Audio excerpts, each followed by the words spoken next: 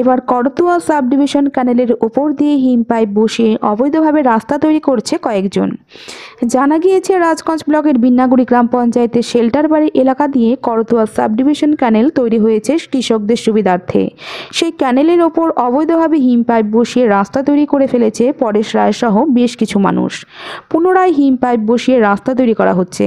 ইতিমধ্যেই দেখা গেল ক্যানেলের কিছু অংশ কেটে কাজ চলছে। এ বিষয়ে পরেশ রায় জানায়, বাড়ি তৈরি করা হচ্ছে, বাড়িতে যেতে গেলে রাস্তার প্রয়োজন, সেই কারণেই ক্যানেলের ওপর হিম পাইপ বসিয়ে রাস্তা তৈরি করা হচ্ছে। শুধু আমি না, এই এলাকায় অনেকেই হিম পাইপ বসিয়ে রাস্তা তৈরি করেছে। বাড়ি করার জন্য পারমিশন আমরা করিনি।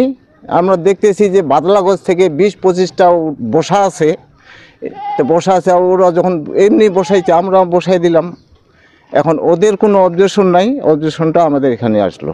হ্যাঁ, প্রায় মোটামুটি 20-25টা, হ্যাঁ এরকমই হিম পাইপ। না, তাদের কোনো অভিযোগ নেই, আমাদেরটাই অভিযোগ আসলো। যাতায়াতের না, কোনো রাস্তা নেই। এখন সুবিধাটা যদি ব্রিজটা হয়ে যায় তাহলে আমাদের খুব সুবিধা হয়। আর যদিও বাদলাগঞ্জ থেকে মনে করো 20-25টা উঠাইতে আসে তাহলে আমরা উঠাই নিব।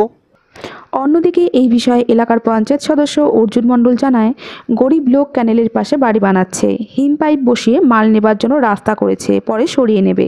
এ তো সাধারণ একজন গরিব মানুষ, মনে করেন যে বাড়িতে কিছু মাল যাবে, পাইপ ফেলে রাখছে, হয়তো মালটা পৌঁছে গেলে পরে হয়তো পাইপটা উঠাই নেবে।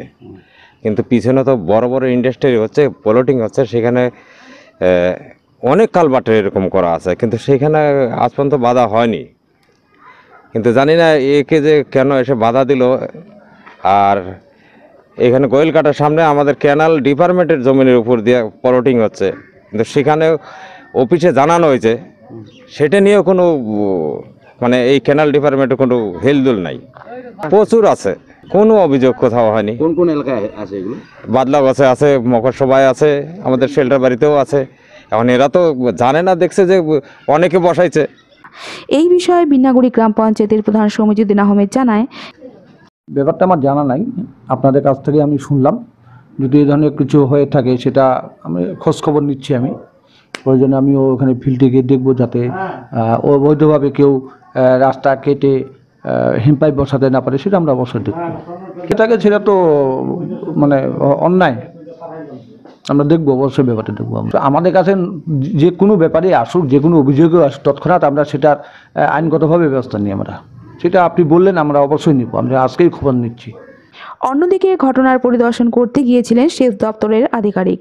কোনো মন্তব্য করতে না চাইলেও তিনি শুধু জানায়, এই বিষয়ে ভুরিরালা থানায় লিখিত অভিযোগ করা হবে। ক্যানেল পরিষ্কার করবার জন্যই এই ব্যবস্থা।